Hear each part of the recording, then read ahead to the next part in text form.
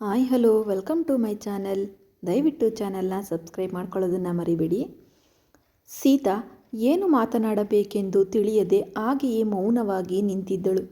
ಉಮಾ ಕೈಯಲ್ಲಿದ್ದ ಪೇಪರ್ಸ್ಗಳನ್ನು ಮಧುಗೆ ನೀಡುತ್ತಾ, ಇವು ಲ್ಯಾಂಡ್ ಡಾಕ್ಯುಮೆಂಟ್ಸ್, ಲಾಯರ್ ಹತ್ತಿರದಿಂದ ತಂದಿದ್ದೇನೆ. ಸೀತಾ ಮನಸ್ಸು ಬದಲಿಸಿ ನಿನ್ನ ರಾವಣನ ಜೊತೆ ಮದುವೆಗೆ ಒಪ್ಪಿಕೊಂಡರೆ ಈ ಡಾಕ್ಯುಮೆಂಟ್ಸ್ ತೆಗೆದುಕೊಂಡು ನಾಳೆ ಆ ಮನೆಗೆ ಹೋಗಿ ಏನು ಮಾಡುತ್ತೀಯೋ ಅದು ನಿನ್ನಿಷ್ಟ. ನಿಮ್ಮ ಭಾವನ ಸೊಕ್ಕು ತಗ್ಗಿ ಅವನು ನಿನ್ನ ಕೊರಳಿಗೆ ತಾಳಿ ಕಟ್ಟಬೇಕು. ಈ ಕೆಲಸವನ್ನು ನಾನೇ ಮಾಡುತ್ತಿದ್ದೆ, ಆದರೆ ನನ್ನ ಸೊಸೆಯ ಸಾಮರ್ಥ್ಯವನ್ನು ಎಲ್ಲರೂ ನೋಡಬೇಕಲ್ಲವೇ? ಇನ್ನೊಮ್ಮೆ ನಿನ್ನ ತಂಟೆಗೆ ಬರಬೇಕೆಂದರೆ ಅವರು 100 ಬಾರಿ ಯೋಚಿಸಬೇಕು ಎಂದಳು ಉಮಾ. ಮಧು ಪೇಪರ್ಸ್ಗಳನ್ನು ಪಡೆದು ಉಮಾ ಕಡೆ ಧನ್ಯವಾಗಿ ನೋಡಿದಳು. ಉಮಾ ತನ್ನ ನಾದಿನಿಯ ಕಡೆ ನೋಡಿ, ನಾನು ಹೋಗುತ್ತಿದ್ದೇನೆ ಸೀತಾ. ಏನು ನಿರ್ಧಾರ ತೆಗೆದುಕೊಳ್ಳುತ್ತೀಯೋ ಅದೆಲ್ಲ ಈಗ ನಿಮ್ಮ ಕೈಯಲ್ಲಿದೆ ಎಂದು ಹೇಳಿ ಚಂದ್ರಮೌಳಿ ಕಡೆ ನೋಡಿ, ಬರುತ್ತೇನೆ ಅಣ್ಣಯ್ಯ. ಮಧು ಸಂತೋಷವನ್ನು ದೃಷ್ಟಿಯಲ್ಲಿಟ್ಟುಕೊಂಡು ನೀವು ಒಳ್ಳೆಯ ನಿರ್ಧಾರ ತೆಗೆದುಕೊಳ್ಳುತ್ತೀರಿ ಎಂದು ಆಶಿಸುತ್ತೇನೆ ಎಂದು ಹೇಳಿ ಅಲ್ಲಿಂದ ಹೊರಟು ಹೋದಳು. ಉಮಾ ಹೋದ ಮೇಲೂ ಸೀತಾ ಶಾಕ್ನಲ್ಲಿ ಹಾಗೆಯೇ ನಿಂತಿದ್ದಳು. ಚಂದ್ರಮೌಳಿ ಹೆಂಡತಿಯನ್ನು ನೋಡಿ, ಸೀತಾ, ಆರ್ಯನ್ ಹೋದ ಮೇಲೆ ನಾವು ತುಂಬ ಕುಗ್ಗಿ ಹೋಗಿದ್ದೇವೆ. ನಾನಂತೂ ಹೀಗೆ ಅನಾರೋಗ್ಯಕ್ಕೆ ತುತ್ತಾಗಿದ್ದೇನೆ. ಆರ್ಯನ್ ಸಾವಿಗೆ ನ್ಯಾಯ ಕೊಡಿಸಲು ನಮಗೆ ಸಾಧ್ಯವಾಗಲಿಲ್ಲ.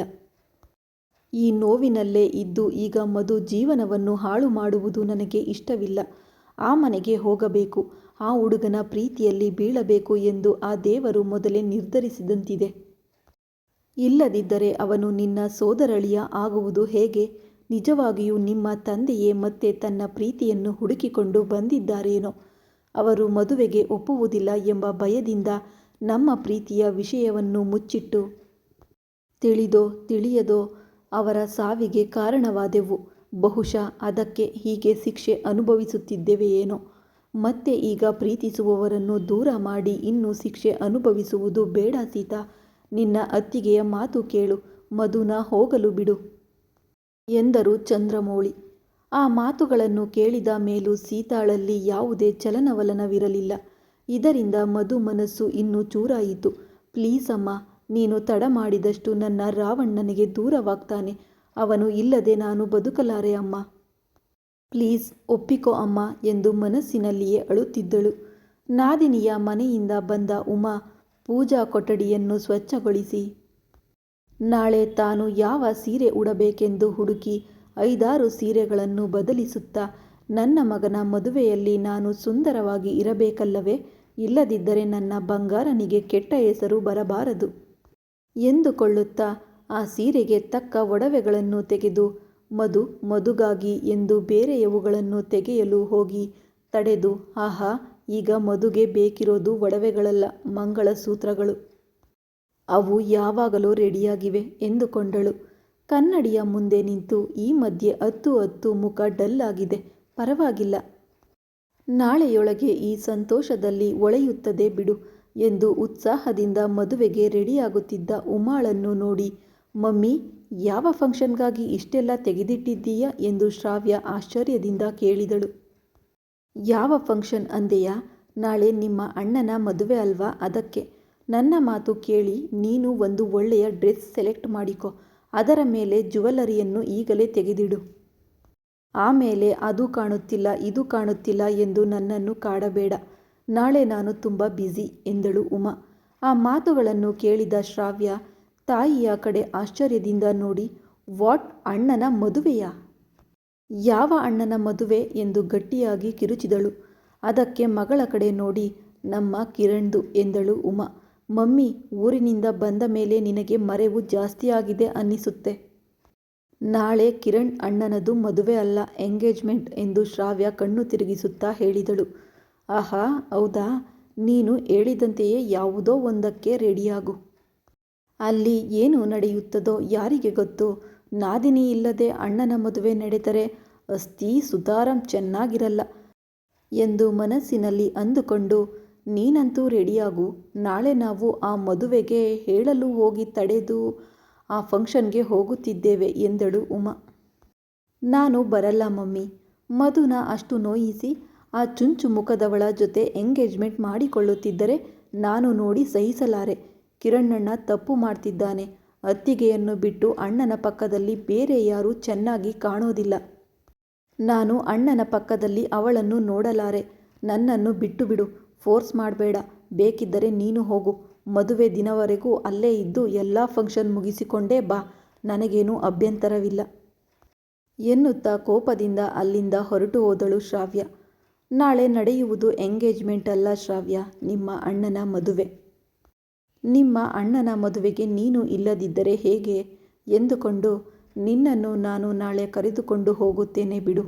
ಅಮ್ಮ, ನನಗೆ ಬಹಳ ಕೆಲಸಗಳಿವೆ ಎಂದುಕೊಳ್ಳುತ್ತಾ, ಅಮ್ಮ ನನ್ನ ಕ್ಷಮಿಸು ಬಂಗಾರ, ನಿನ್ನ ಮೈಗೆ ಅರಿಶಿನ ಕೂಡ ಹಚ್ಚಲು ಸಾಧ್ಯವಾಗುತ್ತಿಲ್ಲ ಎಂದು ಮನಸ್ಸಿನಲ್ಲಿ ಸಂಕಟ ಪಡುತ್ತಾ, ನನ್ನ ಮಗನೇ ಅರಿಶಿನ ಕೊಂಬಿನ ತರಹ ಇದ್ದಾನೆ. ಇನ್ನು ಬೇರೆ ಅರಿಶಿನ ಹಚ್ಚದಿದ್ದರೂ ಪರವಾಗಿಲ್ಲ, ಆದರೆ ಯಾಕೋ ಮನಸ್ಸಿಗೆ ತುಂಬ ನೋವಾಗುತ್ತಿದೆ ಎಂದುಕೊಳ್ಳುತ್ತಾ ಮಗನ ಫೋಟೋ ಕಡೆ ನೋಡಿದಳು ಉಮಾ. ಮನೆಗೆ ಹೋದ ಕಾವ್ಯ ಉಮಾ ಬಗ್ಗೆ ತಾಯಿಗೆ ಹೇಳುತ್ತಾ, ಅವಳಿಗೆ ಎಷ್ಟು ಸೊಕ್ಕು ಮಮ್ಮಿ, ನನ್ನನ್ನು ನೋಡಿದರೆ ಸಾಕು ಹುರಿದು ಬೀಳುತ್ತಾಳೆ. ನಾನೇನು ಕಾರ್ಡ್ ತೋರಿಸಿ ಅವಳನ್ನು ಚುಡಾಯಿಸಲು ಹೋದರೆ ಮಧ್ಯೆ ಬಂದು ಎಲ್ಲ ಕೆಡಿಸಿದ್ದಲ್ಲದೆ ನಾಳೆ ಆ ಮಧುಗೆ ಮದುವೆ ಅಂತ ಹೇಳ್ತಾಳೆ ಮಮ್ಮಿ ಎಂದಳು ಕಾವೇರಿ ಕಡೆ ನೋಡುತ್ತಾ. ಆ ಮಾತು ಕೇಳಿದ ಕೂಡಲೇ ಕಾವೇರಿ ಮಗಳ ಬಾಯಿ ಮುಚ್ಚಿಸಿದಳು. ತುಂಬ ಕಷ್ಟಪಟ್ಟು ನಿಮ್ಮ ಅಣ್ಣ ಈ ಮದುವೆಗೆ ಒಪ್ಪಿಕೊಂಡಿದ್ದಾನೆ. ಈಗ ನೀನು ಮದುವೆ ಗಿದುವೆ ಅಂತ ಬೊಗಳಿ ಬಲವಂತವಾಗಿ ಅದುಮಿಟ್ಟಿರುವ ಪ್ರೀತಿಯನ್ನು ಎಬ್ಬಿಸಬೇಡ. ಹಾಗೇನಾದರೂ ಆದರೆ ನಾನು ಇಷ್ಟ ದಿನಗಳಿಂದ ಕಾಣುತ್ತಿದ್ದ ಕನಸುಗಳೆಲ್ಲ ಗಾಳಿಯಲ್ಲಿ ತೂರಿ ಹೋಗಿ ಆ ಮಧು ಈ ಮನೆಯ ಸೊಸೆಯಾಗಿ, ನಿನಗೆ ಅತ್ತಿಗೆಯಾಗಿ, ನನಗೆ ಯಜಮಾನಿಯಾಗಿ ಕೂರುತ್ತಾಳೆ. ಆಗ ಏನು ಮಾಡಲು ಆಗದೆ ಸಾಯಬೇಕಾಗುತ್ತದೆ. ಅರ್ಥವಾಯಿತಾ ಎಂದು ಮಗಳ ಕಡೆ ನೋಡಿ ಗದರಿದಳು. ಕಾವ್ಯ ಅರ್ಥವಾಯಿತು ಎಂಬಂತೆ ತಲೆ ತೂಗಿದಳು. ಆಗ ಕಾವೇರಿ ಕೈಬಿಟ್ಟಳು. ಹೋಗಿ ಫಂಕ್ಷನ್ಗೆ ಡ್ರೆಸ್ ಸೆಲೆಕ್ಟ್ ಮಾಡಿಕೊ. ನಾಳೆ ಬೆಳಿಗ್ಗೆ 9 ಗಂಟೆಯೊಳಗೆ ಹೊರಡಬೇಕು, ನೆನಪಿಟ್ಟುಕೊ ಎಂದು ಹೇಳಿ ಮಗಳನ್ನು ಕಳುಹಿಸಿದಳು. ಆದರೆ ನಾಳೆ ಮದುವೆಯಾ? ಅದು ಇಷ್ಟು ಬೇಗನಾ? ಯಾರ ಜೊತೆ, ಯಾವಾಗ, ಎಲ್ಲಿ ಎಂದು ಯೋಚಿಸಲು ಶುರು ಮಾಡಿದಳು ಕಾವೇರಿ. ಉಮಾ ವರ್ತನೆ ನೋಡಿ ಹರ್ಷ ವಿಚಿತ್ರವಾಗಿ ನೋಡುತ್ತಾ, ಅಂದರೆ ನಾಳೆ ನೀನು ಎಂಗೇಜ್ಮೆಂಟ್ಗೆ ಹೋಗುತ್ತಿದ್ದೀಯಾ ಎಂದು ಕೇಳಿದನು. ಎಂಗೇಜ್ಮೆಂಟ್ ಅಲ್ಲ, ಮದುವೆ ಅಂತ ಎಷ್ಟು ಸಲ ಹೇಳಬೇಕು ಎಂದಳು ಉಮಾ ಸೀರಿಯಸ್ ಆಗಿ ಹರ್ಷನ ಕಡೆ ನೋಡುತ್ತಾ. ಉಮಾ ಪ್ಲೀಸ್, ಈ ಹಠ ಬಿಡು. ನಾಳೆ ಅವನು ಎಲ್ಲರ ಮುಂದೆ ನಿನಗೆ ಏನಾದರೂ ಅಂದುಕೊಂಡರೆ ನಾನು ಸಹಿಸಲಾರೆ ಎಂದನು ಹರ್ಷ. ಎಂದು ನಿಟ್ಟುಸಿರು ಬಿಟ್ಟು, ನೀನು ಅವನನ್ನು ಯಾವಾಗ ಅರ್ಥ ಮಾಡಿಕೊಳ್ಳುತ್ತೀಯೋ ಹರ್ಷ, ಈ ಜನ್ಮದಲ್ಲೋ ಅಥವಾ ಮುಂದಿನ ಜನ್ಮದಲ್ಲೋ?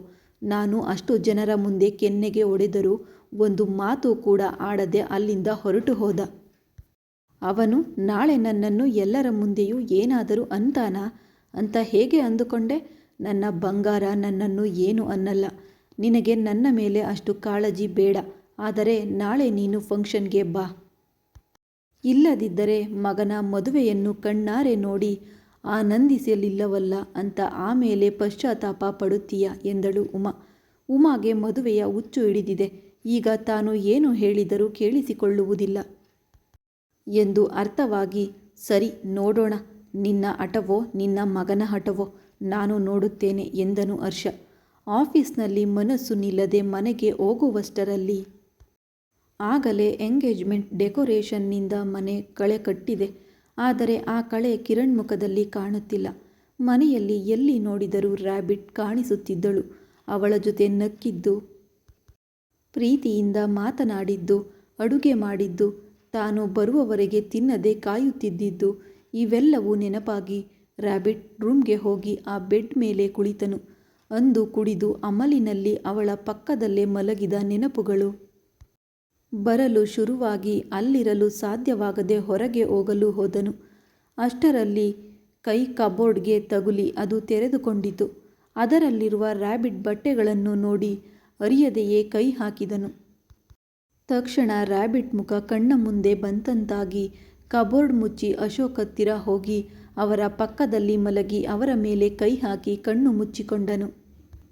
ಈ ಎಂಗೇಜ್ಮೆಂಟ್ ನಿನಗೆ ಇಷ್ಟವಿಲ್ಲ ಎಂದು ನನಗೆ ಗೊತ್ತು ಬಂಗಾರ. ಯಾಕೆ ಇಷ್ಟವಿಲ್ಲದ ಮದುವೆಗೆ ಸಿದ್ಧವಾಗಿ ಬಲವಂತವಾಗಿ ನಿನ್ನ ಜೀವನವನ್ನು ನರಕ ಮಾಡಿಕೊಳ್ಳುತ್ತಿದ್ದೀಯಾ? ಭಗವಂತನೇ, ನನ್ನನ್ನು ಹೀಗೆ ಮಾಡಿದ್ದಕ್ಕೆ ನಾನೆಂದೂ ನಿನ್ನನ್ನು ಬೈಯಲಿಲ್ಲ. ನೀನು ನೀಡಿದ ಈ ಶಿಕ್ಷೆಯನ್ನು 7 ವರ್ಷಗಳಿಂದ ಅನುಭವಿಸುತ್ತಿದ್ದೇನೆ. ಆದರೆ ಇನ್ನೂ ಸಹಿಸುವುದು ನನ್ನ ಕೈಲಾಗದು. ಬೇಗ ನನ್ನನ್ನು ಸಾಮಾನ್ಯ ಮನುಷ್ಯನನ್ನಾಗಿ ಮಾಡು. ಆಗ ನಾನು ಎಲ್ಲವನ್ನೂ ಸರಿಪಡಿಸುತ್ತೇನೆ. ಇಲ್ಲದಿದ್ದರೆ ನನ್ನನ್ನು ಕೊಂದು ಬಿಡು. ಏಕೆಂದರೆ ಬದುಕಿದ್ದು ಇಷ್ಟೆಲ್ಲ ಅನಾಹುತಗಳನ್ನು ನಾನು ನೋಡಲಾರೆ ಎಂದು ದೇವರಲ್ಲಿ ಹೇಳಿಕೊಂಡನು ಅಶೋಕ್. ಡಾಕ್ಟರ್ ಹೇಳಿದಂತೆ ಅಲ್ಲಿಯವರೆಗೆ ಅವರು ಆ ನೋವಿನಲ್ಲಿ ಎದ್ದೇಳಲು ಸರಿಯಾಗಿ ಪ್ರಯತ್ನಿಸಲಿಲ್ಲವೇನೋ.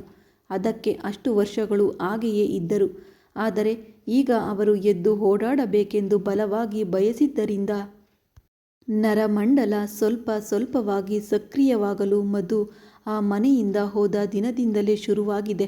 ಆದರೆ ಅವರವರ ಕೆಲಸಗಳಲ್ಲಿ ನೋವುಗಳಲ್ಲಿ ಮುಳುಗಿ ಹೋಗಿದ್ದರಿಂದ ಯಾರೂ ಅಶೋಕ್ನನ್ನು ಗಮನಿಸುತ್ತಿಲ್ಲ. ಅವರ ಎಡಗೈ ಕದಲಿ ಕಿರಣ್ ಮೇಲೆ ಹಾಕಿ ಸಮಾಧಾನಪಡಿಸಲು ಶುರು ಮಾಡಿದರು. ಆದರೆ ಅಷ್ಟರಲ್ಲೇ ತಂದೆಯ ಹತ್ತಿರ ನೆಮ್ಮದಿಯಾಗಿ ಕಿರಣ್ ನಿದ್ದೆಗೆ ಜಾರಿದನು. ಅತ್ತಿಗೆ ಬಂದು ಹೋದ ಮೇಲೆ ಒಂದು ಮಾತನ್ನು ಆಡದ ತಾಯಿಯನ್ನು ನೆನೆದು ಹೊರಗೆ ಕುಳಿತು ಮಧು ಬಿಕ್ಕಿ ಬಿಕ್ಕಿ ಅತ್ತಳು. ಹತ್ತು ಸುಸ್ತಾಗಿ ಕಣ್ಣು ಮುಚ್ಚಿ ನಿದ್ದೆಗೆ ಜಾರಿದಳು. ಸರಿಯಾಗಿ ಅಂದು ರಾತ್ರಿ ಆ ಏರಿಯಾದಲ್ಲಿ ಕಳ್ಳರು ನುಗ್ಗಿದ್ದರು. ಅವರು ಮಧು ಮನೆಯ ಕಡೆಗೂ ಬಂದು ಮನೆಯಲ್ಲಿ ಬೆಲೆ ಬಾಳುವ ವಸ್ತುಗಳೇನೂ ಸಿಗದೆ ಹೋಗುವಾಗ ಟೇಬಲ್ ಮೇಲಿದ್ದ ಡಾಕ್ಯುಮೆಂಟ್ಸ್ ತೆಗೆದುಕೊಂಡು ಹೋದರು. ಬೆಳಿಗ್ಗೆ ಎದ್ದ ತಕ್ಷಣ ಬಾಗಿಲುಗಳು ತೆರೆದಿರುವುದನ್ನು ಮಧು ಮತ್ತು ಗಂಡ ಇನ್ನೂ ಎದ್ದಿರದಿದ್ದನ್ನು ನೋಡಿ ಅನುಮಾನ ಬಂದು ಹೊರಗೆ ಹೋದ ಸೀತಾಗೆ ಹೊರಗೆ ಕೂಗಾಟ ಕೇಳಿಸಿತು.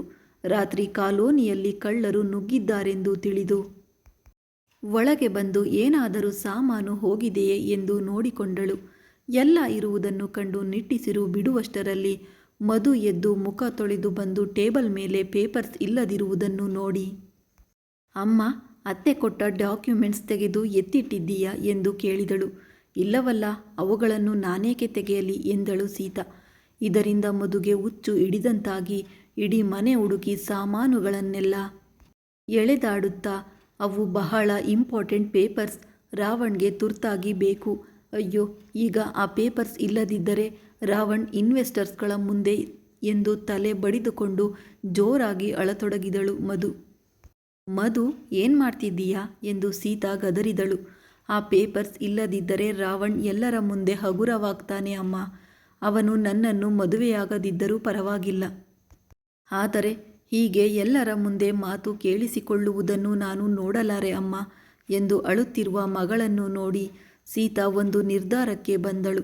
ಸೋದರಳಿಯ ಏನೇ ಮಾಡಿದರೂ ಮಗಳ ಮನಸ್ಸಿನಿಂದ ಅವನನ್ನು ತೆಗೆಯಲು ಸಾಧ್ಯವಿಲ್ಲ ಎಂದು ಅವಳಿಗೆ ಅರ್ಥವಾಯಿತು.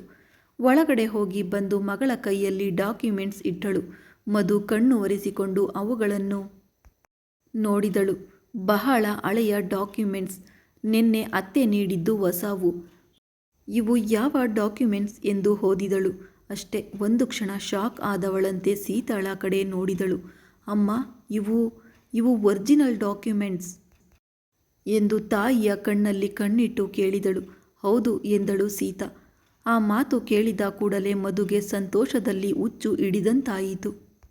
ಅವುಗಳಿಗೆ ಮುತ್ತು ಕೊಡುತ್ತಾ ಒಂದು ಕ್ಷಣ ನಿಂತು, ಈ ಡಾಕ್ಯುಮೆಂಟ್ಸ್ ನಿನ್ನ ಹತ್ತಿರ ಹೇಗೆ ಬಂದವು ಅಮ್ಮ ಎಂದು ಆಶ್ಚರ್ಯದಿಂದ ಕೇಳಿದಳು.